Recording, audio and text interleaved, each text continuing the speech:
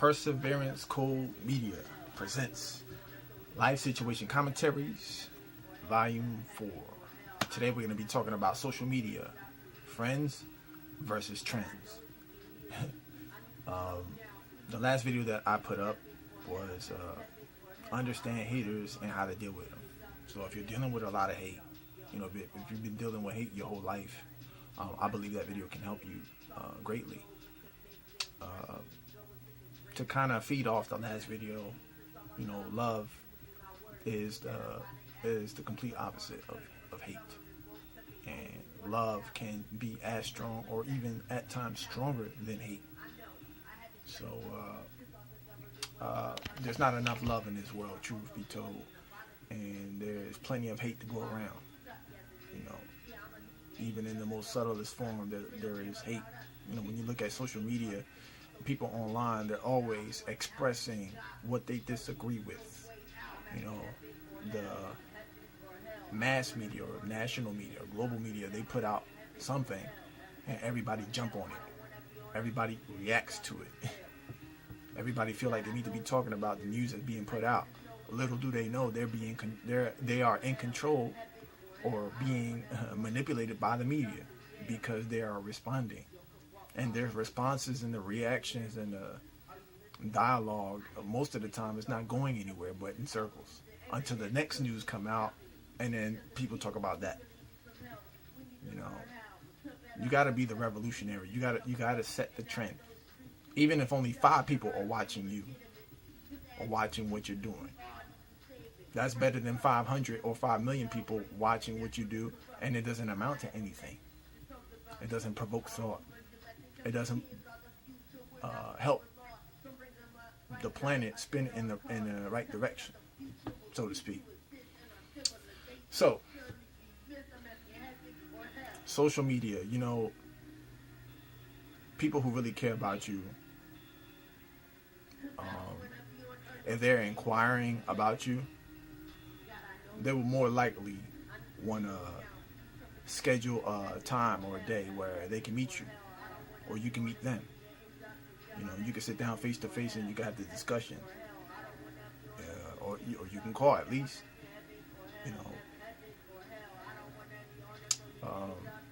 It's more genuine that way.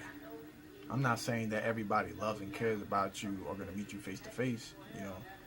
There are haters and deceptive people come in all shapes and forms. They present themselves in so many different ways. So you got to use discernment. You gotta think critically.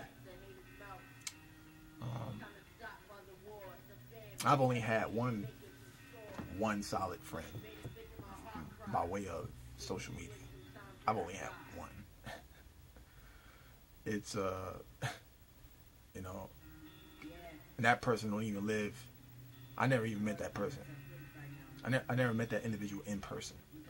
Yet that person has had more of a positive impact on my life than most of the people that I ever met in real time, in real life. But that's the exception. That's probably the only exception. We shared the same life mission. We are like-minded individuals. We have a lot of the same goals. Even from a distance, we have worked together on some things. And it has made the difference for me. It has made all the difference for me.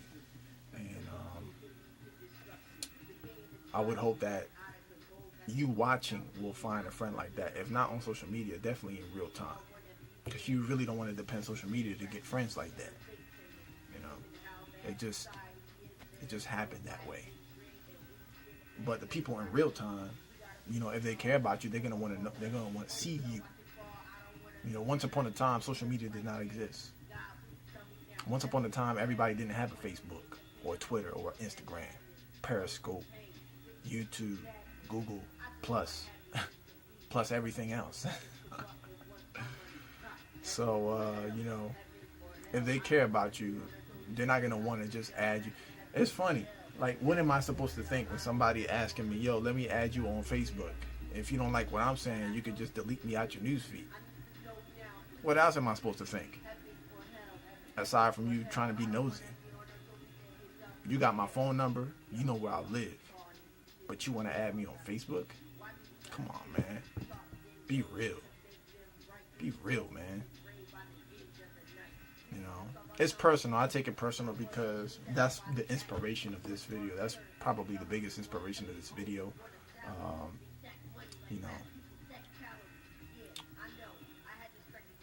You know, there's somebody else that I delete them from social media. You know, I delete them, and even though I'm tempted to, and at times I have, you know, revisited their social media, you know, from the outside, even if I can't see everything that they're saying, you know,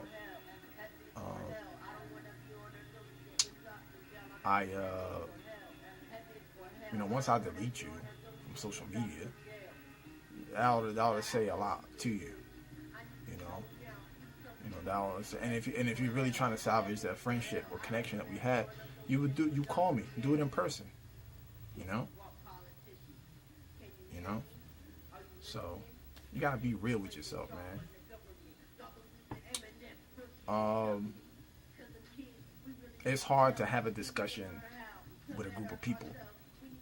You know, last night I was with a group of people, right? We were talking. Well, I wasn't talking. Everybody else was talking. But they're all talking about vacation, places that they travel, which is cool. You know, if you can afford to travel, if you can afford to have a good time and go somewhere, you know, do it. You have the resource, you have the wealth for a reason. You know, you're in control. You do what you want to do. You know, but what happens is, if you're trying to be inclusive, like let's say a group of people are talking about, oh, you know, I smoked a joint, or I get drunk, and da da da da, and don't try to include everybody into the conversation unless they all want to include themselves in the conversation, or those people don't mind including themselves in that particular dialogue. But when there's a person amongst you that doesn't want to join in the dialogue, don't bring them in because you feel like they're being left out. You know, somebody tried to bring out a part of me that I no longer represent because everybody else was having a conversation that I did not feel comfortable. It's not even that I didn't feel comfortable. It's just I have nothing to say. You know, it's not a relevant conversation. So don't bring me into the conversation. You know, what's the point? You know, there's no point in doing that. So, you know, you want to be inclusive. Do it. You want to include other people who you feel are being left out. You got to be careful how you do that. You got to be respectful. You know, you got to think about what you're saying, what you're doing. You know, I like to talk about life, a life mission. You got a life mission, I might want to talk to you. You got a purpose. You got a serious purpose in life. You're really trying to be productive. You're trying to do something real in life. Then me, Raul Cortez Jr., you're the person that I might want to talk to.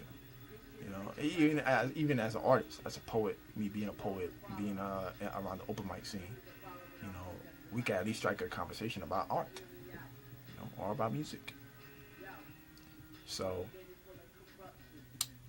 you know, I got 2,500 friends on Facebook. You know, but those are Facebook friends. You know, the people that I can meet outside of Facebook are very few. You know, might be less than 20. Might be less than 10. And a lot of times, even a lot of times, it might be less than 5. You know, I don't have a lot of friends. So, social media is good to spread the word about events, or, you know, me having Perseverance Code Media, where it capitalizes off social media itself. Then there's the kind of purpose I have of having those that many friends, even if I don't really talk to them. You know, I'm hoping that I can make a difference by them watching this stuff. You know, you never know who you can impact. You never know whose life you can touch.